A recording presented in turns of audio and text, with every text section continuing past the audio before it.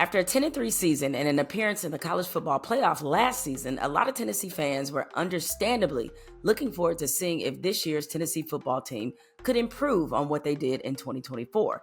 Now, part of that excitement was because of quarterback Nico Iamaleava, who threw 19 touchdowns and just 5 interceptions last season and showed enough flashes for Vols fans to think he could perhaps take them to the next level.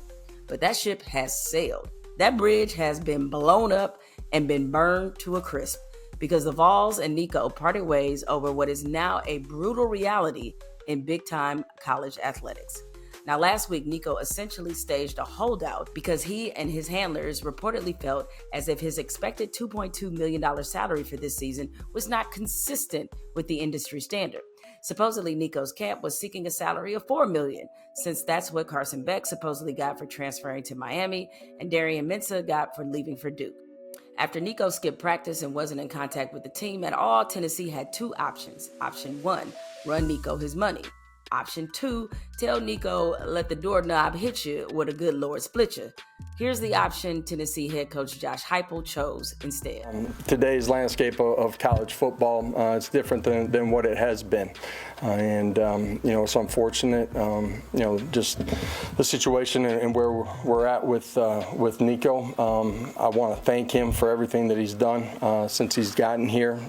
That's as a recruit to who he was as a player, and how he competed inside of the building. And so a great appreciation for that side of it. Obviously, we're moving forward as a program without him.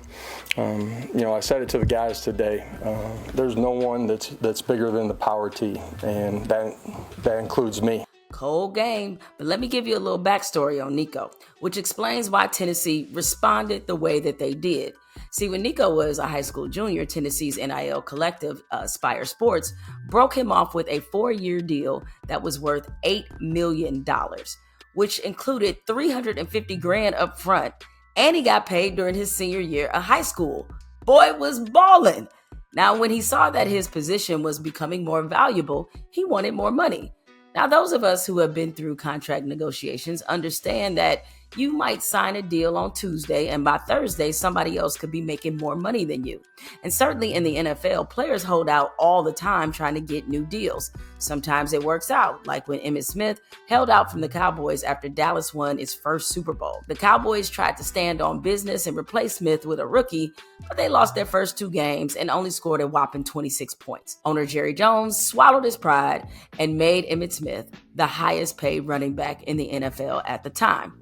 And sometimes you get bit in the ass and wind up like Melvin Gordon, who in 2019 was in the last year of his rookie deal with the San Diego Chargers. The Chargers put $10 million per year on the table, but Gordon passed. Gordon missed the first 4 games of the season, and during that time, Austin Eckler became the man. Not only did Gordon not get a new deal with the Chargers, they let him walk in the offseason. They also gave Eckler a 4-year, $24.5 million deal. Now that's business, and as my friend and former colleague Jim Rome once told me, in negotiations, sometimes you're the hammer and sometimes you're the nail. You got to have enough self-awareness to know which one you are in a contract negotiation. Clearly, Nico, nor his people, realized that he was the nail, and now he doesn't have much leverage. He has plummeted his value because he's shown a lack of commitment, and at this stage in his career, he's not so dynamic that a school is simply going to pay top dollar and ignore all these red flags.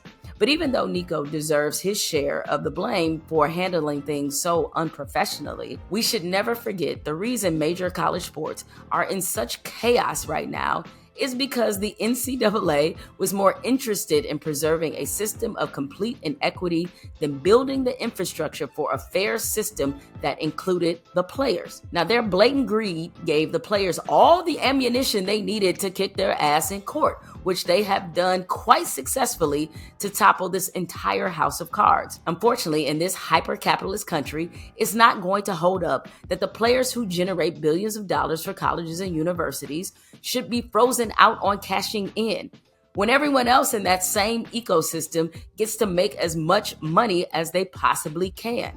It was never a fair system.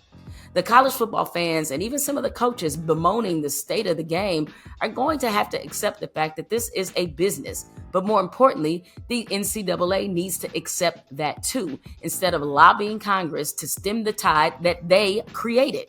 The NCAA created a book filled with hundreds of rules for players, schools, and coaches to follow. So surely they can put their big brains to work and come up with a system that protects the schools, the players, and the sport. For example, how about some kind of transfer system that is somewhat like what we see in professional soccer? Instead of having mid-majors and small colleges become a feeder system for the big schools with no recourse, make these big schools compensate these smaller schools for their time and development of players. Because if the NCAA continues down this path of resistance, they're not only going to sink themselves, but drown all of college sports. I'm Jemele Hill, and I approve this message.